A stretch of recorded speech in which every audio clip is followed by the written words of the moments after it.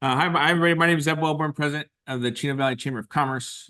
I am here today with Charles with InBIA, and what we're doing is we just started a plan to build an entrepreneurship center in our community. Hmm. Charles runs InBIA, which has a lot of experience working with entrepreneurship centers. So my plan today is to pick Charles's brain and also learn a little bit about what they offer. So that's the intention for today. So Charles, thank you for Yeah, chatting with me. no So problem. fill me in. I know we took a look at your website. Hmm. Lots of work with entrepreneurship centers, and that's what I'm hoping to get out of today is just learning more about what you guys do, how you set that up, how I can get involved, and go from there. Sure. Yeah. So, Zeb, really looking forward to our conversation. Thanks so much for giving us an opportunity to talk a little bit more about our organization, the International Business Innovation Association. So we call it MBIA, and then also our community of practitioners. So at a high level, I mean, our vision is that every community should have across the globe should have the resources and the capabilities to help entrepreneurs, not only launch and grow their companies, but to thrive. And so we look to enable that by partnering with entrepreneurial support organizations, organizations that are taking a programmatic approach to supporting entrepreneurs. And we basically, our mission is to empower these entrepreneurial support organizations, and we look to do that through a community. So we create a community of practitioners that are fueled by comprehensive resources, best practices, and training. So that's really what we look to do in a nutshell. Organization's been around for a while. We're going to be coming up to celebrate our 40th anniversary Wow. in 2025. Our roots started out is as kind of the community of practice trade association for organizations that were pursuing business incubation. But over the years, there's been so much diversity in terms of or innovation and how organizations support entrepreneurs. And so we're agnostic now. So we support business incubators, accelerators, university-based entrepreneurship centers, anybody that's taking a programmatic approach. Okay, good. And then I took a look at your coursework. So I guess Mhm. the question that I want to ask is that coursework the way where somebody who has just for background, I run the Chino Valley Chamber of Commerce. We identified this as a need in our community. Mhm. I'm born and raised here. I did not have any kind of access to any kind of entrepreneurs or entrepreneurial support system as I was going through the education system, but also into my professional career. And so that's something we're looking to try to develop here. And then I saw the course where it looks like there's like 4 modules or something like that. Is Right. the Mhm. best thing to go through for somebody like myself who is getting started in this endeavor? Yes, yes, definitely. So it's a certificate that we provide. It's called our Entrepreneurship Center Management certificate, and it's basically providing the nuts and bolts for any practitioner or organization that's looking to go through the process of, hey, I'm interested in doing a better job of supporting entrepreneurs in my community, and then taking that to designing a program, or first of all, just kind of understanding what does my community need. So looking at ecosystem mapping, then looking at, okay, given the needs in the community, where can my organization make a difference? So really kind of planning and design to launching and sustaining a center. And so we actually have it in 4 different modules that are kind of like follows those kind of phases of developing a program. Yeah, and then I'm sure you've seen a lot of like successes, but also a lot of failures or challenges that people rise. Like, what's the biggest failure that you think people don't address when they get started Yeah, in setting up something like this? right. So I would probably identify two major failure points. First, the failure point is just really not finding a unique and distinctive place to play in your ecosystem. And this kind of varies in terms of like how mature your entrepreneurship, your community's ecosystem is for entrepreneurs. We have many communities where there are already existing providers, um, and there may be, um, you know, less collaboration that's happening, partnering that's happening in communities. So it's not uncommon to find service providers in a community that have very little differentiation. And not only is that kind of a bad thing for the organization's sustainability, but it's really terrible for our entrepreneurs because, you know, the last thing that they need to be worried about is just trying to navigate themselves around the system of support providers in their community. You know, time is golden for these entrepreneurs. So that's number one. Yeah.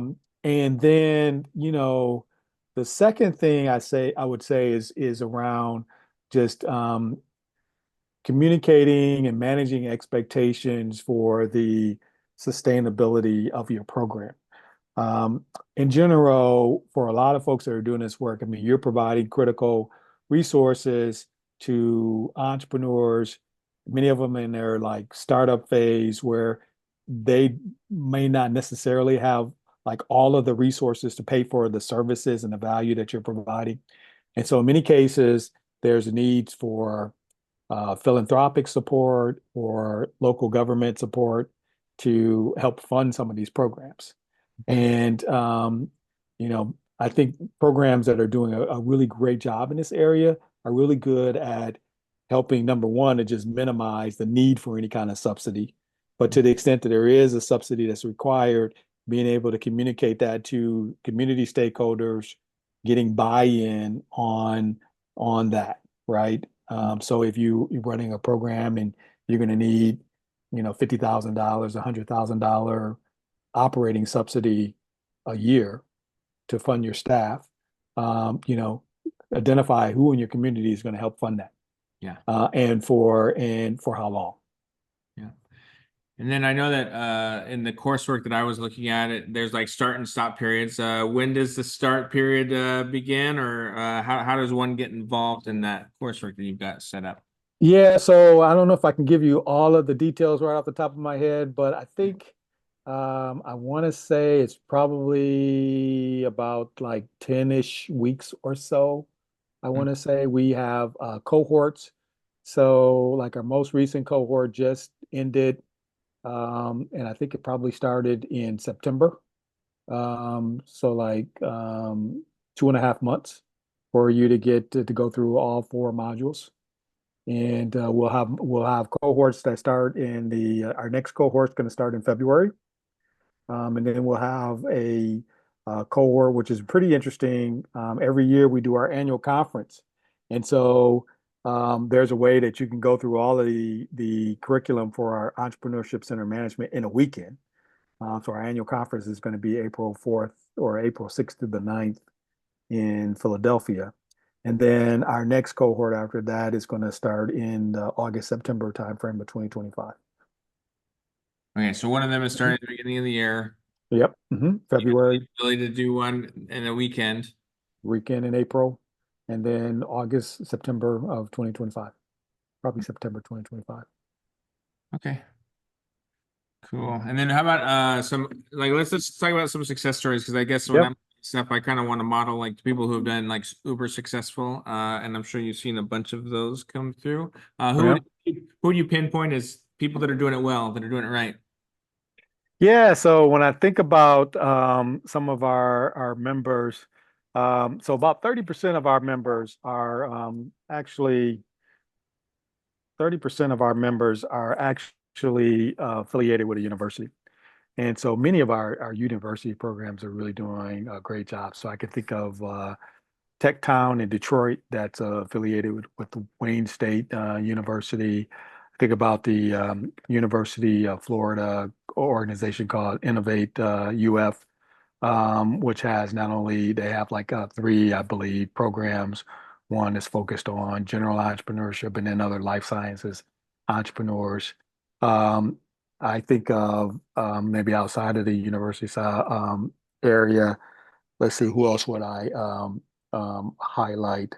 Um, you know, there is the Nashville Business Incubation Center that's doing some great work.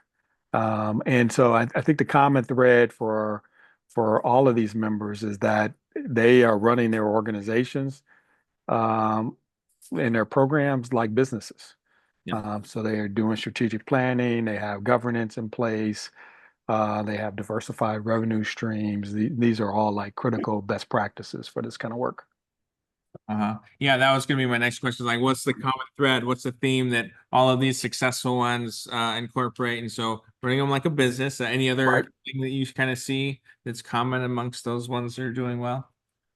Running like a business, for sure. Having a programmatic approach to so programmatic approach and a set of offerings and programs that are based on a kind of current and a robust needs assessment.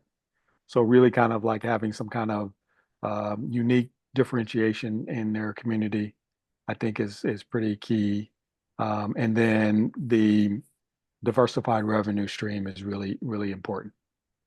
Because what we'll see is that um, you know, the concept of being self-sufficient is fairly elusive, right? Because again, you're helping people who are not strapped with cash. One of the reasons why they're coming to you is because they're looking for resources to grow their business. They got to put all their resources into growing a business. So, many of these programs have multiple revenue streams, but you can't be overly reliant on any one particular stream. So, if we find that funding from federal government sources kind of goes down, you want to have, something to fall back on. So many of our programs, they're looking at raising money from and getting support from corporations, from local government, philanthropic organizations, and I think I was just looking at some work here, and it's not uncommon for members to be having 5 to 10 different revenue sources for their Uh-huh. programs. Yeah, and I guess let me work it into the space itself. Uh, Sure. Uh-huh. is there any rules for success when it comes to identifying and choosing a space? Is there, you ever Oh think yeah, about definitely. So the first thing I would say is um, the first thing I would say is to identify a location that works well for the entrepreneurs. So typically, just based on um, different commuting patterns, based on um, you know preferences for networking and gathering. There's usually like certain areas in your community that entrepreneurs seem to like, congregate around, right? Um, and so I think that's at the end of the day, you got to find a site that's attracted to that, a site that has a lot of energy. We have many of our members that are in kind of like innovation districts or walkable communities where you don't have to get in a car and drive 10 minutes to get to a coffee shop or to get to a restaurant for lunch or those types of things. So that a place where you could leverage, I think they call it kind of like the creative density or entrepreneurial density, I think is really attractive. Um, I think you got to be careful with in your community getting kind of like donated buildings that might seem like a great idea, but then when you look at the cost for renovation or cost for maintenance, they become cost prohibitive. I think that that's a major issue. And then there's also like for our members that are really truly leveraging business incubation, where um, monetizing the space for entrepreneurs is a really important part of the program. uh-huh. There's usually a sweet spot in terms of the size of the incubator. So, you know, 3 to 4,000 square foot doesn't work, and but 100,000 square feet doesn't work also. So, kind of getting that sweet spot in terms of size is also important. So what's the guidance on the sweet spot and size? Yeah, so it kind of varies a little bit based on some of the to what extent you're going to like subsidize rent in your community. But, we see many of our members that are probably in the, 15 to 35,000 square feet area. Okay, and then just about like what goes on inside of the buildings. I know we talked about that. I know it's different depending on like your target area, but are there any consistent things that you would see that happens inside of this space? Yeah, so I would say probably inside of the space. So what's interesting about space is um, designing your space in a way in which it really facilitates collisions within your community. Um, when I used to work at an incubator, and we would interview our graduate companies coming out of the incubator, and I remember we had a model where we would talk about like the four C's and um, capital, connections, consulting, and community. And when you would ask people graduating, like, what was the most important C, and they would say community. And it's the being able to connect with other entrepreneurs that are just as crazy as you are, Yeah. and can share stories. Because it's so interesting because for many of our founders, there's very few people that they can actually confide in, right? I mean, if their spouses really knew how risky it was, that wouldn't be a good thing.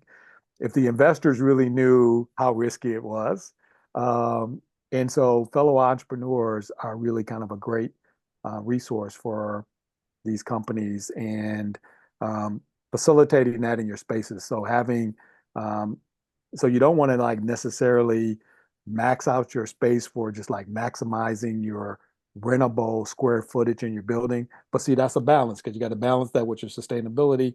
But you definitely want to have space for like networking and for events, so that you can kind of facilitate those collisions. And I like the four C's. So it's capital, connection, community, and what was the other one? Capital, connections, consulting, Consulting, yeah. consulting/coaching.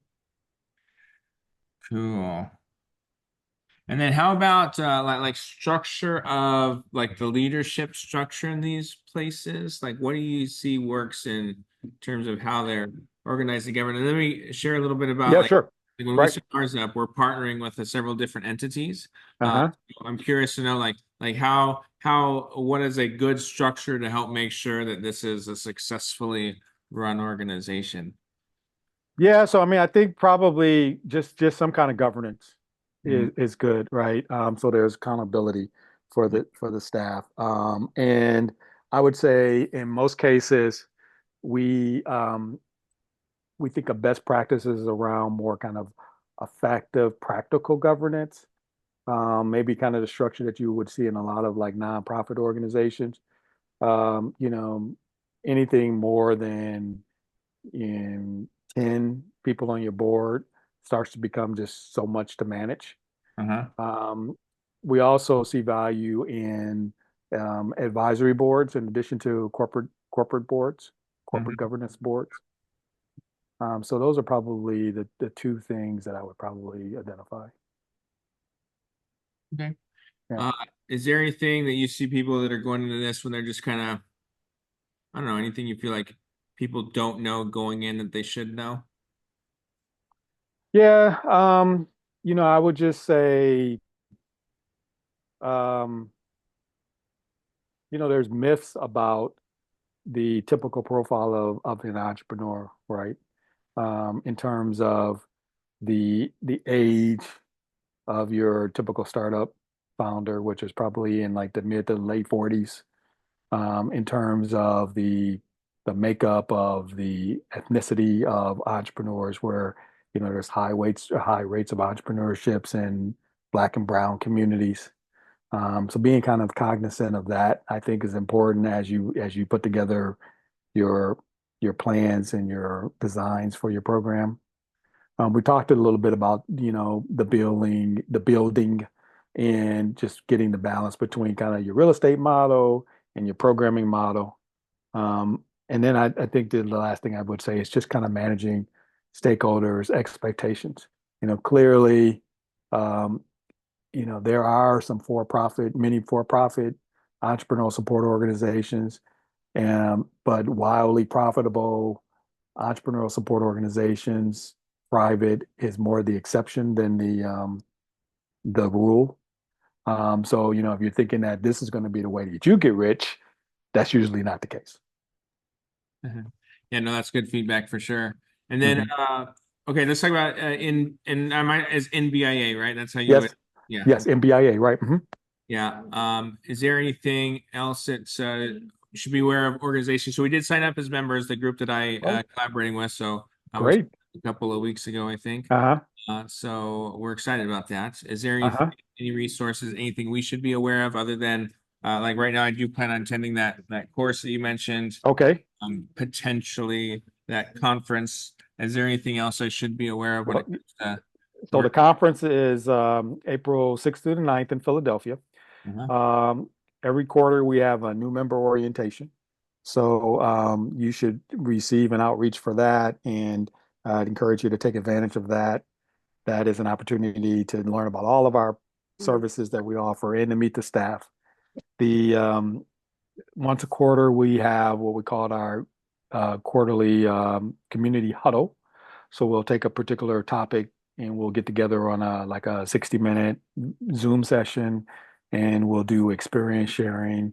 Um, Probably our most recent huddle was around how do you support food-based entrepreneurs. So definitely be on the lookout for that. Take advantage of that. And then the other thing I would say is that, in addition to those more formal ways to connect with the community and the staff, informally, feel free to send an email to me or to any of our staff members in any way that we can help you. And then the last thing I would say is, are you on our iConnect? That is a good question. I am not sure. iConnect is our virtual community platform, Okay. and it's a way for you to connect um, virtually with other members and to reach out for any kind of assistance or opportunity to share your expertise with other members. Okay, cool. And then you mentioned a Mhm. couple of, success stories and things like that. Like, Right. do you feel like they'd be open to having me reach out to them as well? Oh yeah, yeah, yeah, yeah. Okay. And what I would suggest on post on iConnect, like, what kind of organizations are you looking to connect with that you might see as peer or aspirant organizations? And you'll probably get some response there. And if for some reason you don't, let me know, and I can reach into our directory and just find some other peers for you to connect with. Okay, well, cool. Well, I know we had Mhm. this scheduled until 2 o'clock, so I want to thank you for taking the time to chat with me. Yes, yes. Appreciate it all, and we're looking forward to starting this. I think just to fill you, we did get so we got about $1.25 million from our congresswoman to Uh-huh. put towards this effort. Okay. So that's where we're getting the ball rolling on it but that's where we started. So we're working towards that right now. So I'm sure we'll be in touch over the next few years. I know it's going to take a couple of years before that comes through, and then we've got Okay. and it's only supposed to be for the construction of a building. So we're Right. too. Yeah, Okay. Well, hey, we hope to see you in our winter cohort sounds great. for Looking forward to it. ECM. Thanks so much. Okay. All right. Talk to you soon. Bye. Okay. Bye-bye.